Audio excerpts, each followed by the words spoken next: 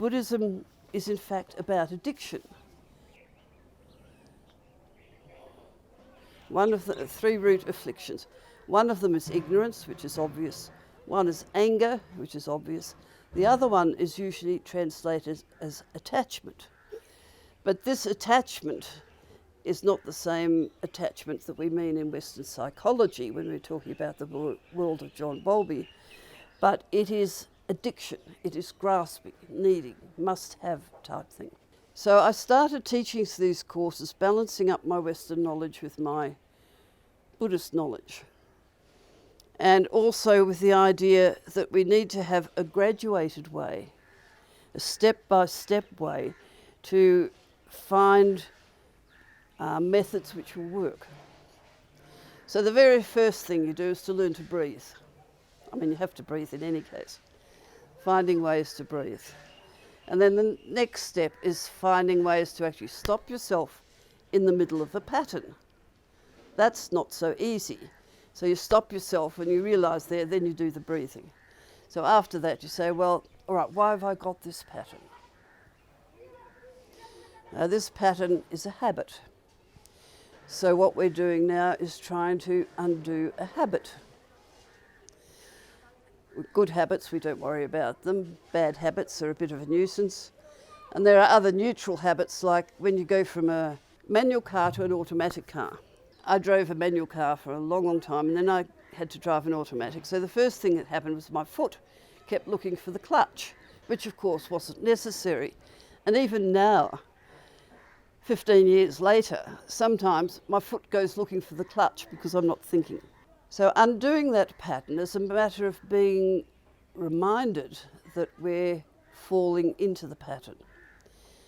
And we can be reminded about this at earlier and earlier stages of falling into the pattern.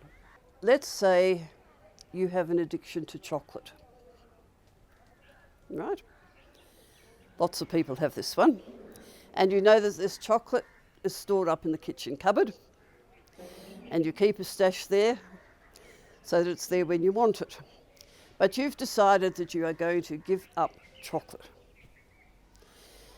But this particular day, the stash is up there, you've been busy working on something, you're tired, you want something for a quick hit, so you go into the kitchen, you put your arm up to get the chocolate, and you open the door, there's all the chocolate sitting there, and you suddenly remember at the process of opening the door that you've said, no, I'm not going to do this.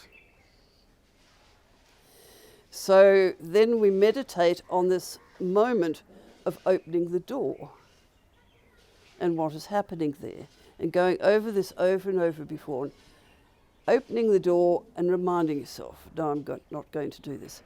Open the door, reminding yourself, I'm not going to do this, over and over again.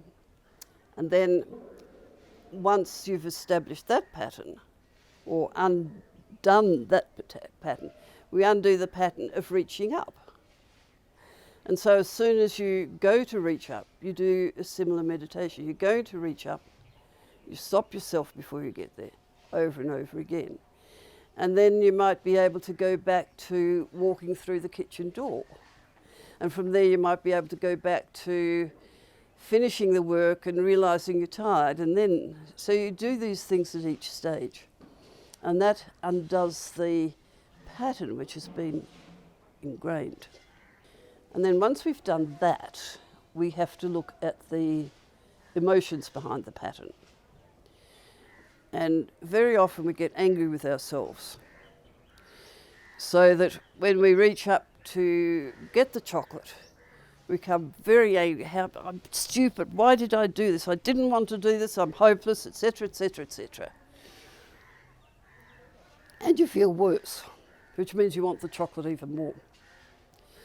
So in this particular meditation, instead of doing that, when you're about to put your hand up to get it, somebody walks into the kitchen who's a very close and dear and kind friend.